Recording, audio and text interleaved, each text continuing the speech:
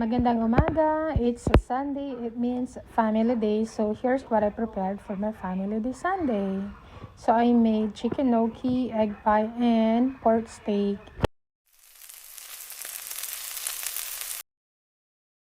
After I saute the pork, nilipat ko siya sa Instapot kasi matatagalan ako, kaya ginawa ko na lang dyan para in 30 minutes tapos na. Ayun na siya, malambot na.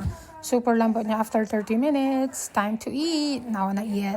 And then doon sa soup naman is chicken gnocchi soup, Italian style. So, simple lang to pero masarap. Try nyo guys. Subukan nyo as in. Favorite ko nga to eh. Lalo na pag sa restaurant, ito ang gusto kong orderin pag starter pack. And then, yon.